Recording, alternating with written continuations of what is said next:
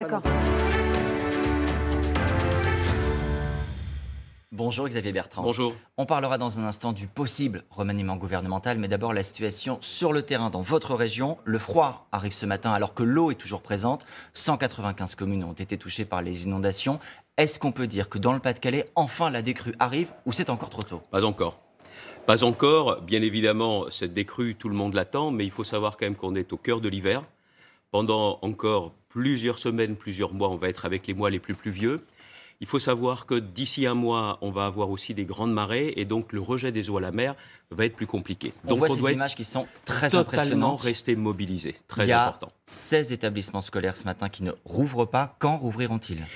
Certains, normalement demain, les pompiers, les services de secours sont vraiment en pleine action pour qu'on retrouve la normale. Mais il faut savoir aujourd'hui que la rentrée, à part dans ces établissements, va se dérouler normalement. C'était important pour les élèves, c'était important pour les parents. Les transports scolaires dont nous assurons la gestion se déroulent à peu près normalement. Il y a quelques endroits où on a encore des routes barrées, mais tout a été fait pour qu'aujourd'hui, déjà, la rentrée puisse se dérouler dans de bonnes circonstances. Si demain, un nouvel épisode se produit, on rappelle qu'il y avait déjà eu des inondations très graves au mois de novembre, est-ce qu'on saura faire face? Est-ce qu'on est mieux préparé? Il y a des pompes qui sont venues d'Europe, par exemple, cette fois-ci pour nous filer un coup de main. Est-ce que la prochaine fois, ça se passera mieux? Alors, il faut accélérer dès aujourd'hui les travaux les plus urgents. C'est ce que j'ai demandé la semaine dernière, c'est ce que je redemande aujourd'hui, ce que je redemanderai demain au ministre qui se rendra à Arras. Parce que la Première ministre et le ministre de la Transition écologique sont attendus dans la région demain. Demain. Christophe Béchu est déjà venu 2 fois, il revient une 3e fois, il entend les messages, il voit la détresse des sinistrés. Maintenant, il me faut des décisions urgentes pour que l'on mette en place les travaux les plus rapides. Lesquels? Quels travaux, quelles décisions? Nettoyer les cours d'eau.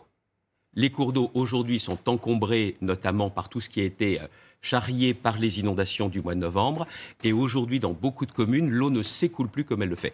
C'est pas ça qui va nous régler tout le problème, mais ça, c'est des travaux qui doivent pas commencer dans plusieurs mois, mais ça doit commencer tout de suite. Ce que j'attends demain, je ferai des propositions en la matière, c'est qu'il y ait les travaux qui soient commandés et exécutés tout de suite. Qu'est-ce que vous proposez, vous? Qu'est-ce qu'il faut faire? Qui doit organiser? Qui doit payer? Et quels doivent être les travaux? C'est l'exemple type. C'est l'exemple type, une commune terroine, où les ministres sont venus à notre demande avec le préfet et avec le maire pour se rendre compte. Il y a 2 employés communaux. Ils ne peuvent pas nettoyer les cours d'eau tout seuls. Et aujourd'hui, pour la gestion de l'eau en France, tenez-vous bien, dans le Pas-de-Calais, il y a au moins 15 acteurs différents. Donc il faut que les décisions soient prises. À Thérouanne, par exemple, c'est qui fait les travaux, quels travaux, qui les commande, qui les paye, Qui doit le faire? C'est à l'État ou à la région de le faire? Écoutez, la région, aujourd'hui, n'a pas cette compétence gestion de l'eau. C'est à l'État de le faire. Si l'État ne le fait pas ou si ça traîne, si les syndicats ne vont pas assez vite, je suis prêt à prendre cette responsabilité, à prendre des mesures qui, parfois, ne feront pas plaisir à tout le monde, mais je veux que l'on protège les habitants et que l'on n'ait pas ça à répétition. Vous savez, juste un point. Je pense que psychologiquement, il n'y a rien de plus difficile à vivre que des inondations, parce qu'à chaque fois qu'il pleut, vous posez la question, est-ce qu'on va devoir évacuer à nouveau? Et imaginez avec des enfants dans la famille. C'est insupportable et on doit aujourd'hui se mettre à leur place et les protéger. Alors Xavier Bertrand, il se trouve que le ministre, vous l'avez cité, il a une proposition à ce sujet. Il dit, on peut aller jusqu'à considérer qu'il y a des endroits où il faut racheter des biens pour qu'il n'y ait plus d'habitation. Il dit des zones inhabitables qui sont inondables, on ne pourra plus les habiter. On voit sa citation. Ça, pour moi, ça ne peut être qu'en dernier recours, mais vous savez, beaucoup de gens n'ont pas attendu le ministre. Il y a des gens qui, la semaine dernière, notamment à Blandec, me disent « Monsieur Bertrand, nous, on veut s'en aller. On ne peut pas rester ici. » Mais avant, il faut déjà que l'on se batte pour prévenir les inondations. Il y a des choses importantes à faire. Il y a les cours d'eau pour commencer, mais il y aura ensuite des travaux plus importants pour l'écoulement des eaux vers la mer et également pour faire des retenues d'eau. Mais il y a aussi un autre point qui est important. On n'en a pas terminé avec le soutien aux sinistrés. Vous le savez, pour les particuliers, avec le département du Pas-de-Calais, on a pris en charge la franchise. Certains n'ont pas regagné leur maison. Catastrophe naturelle. Okay, donc c'est nous qui avons pris en charge pour chacun 380 €. Mais aujourd'hui, il y a ceux qui ont besoin d'être soutenus, autrement ils ne pourront pas redémarrer. Les artisans, les commerçants, les agriculteurs. Qu'est-ce que vous demandez? C'est-à-dire notamment la question de la franchise catastrophe naturelle.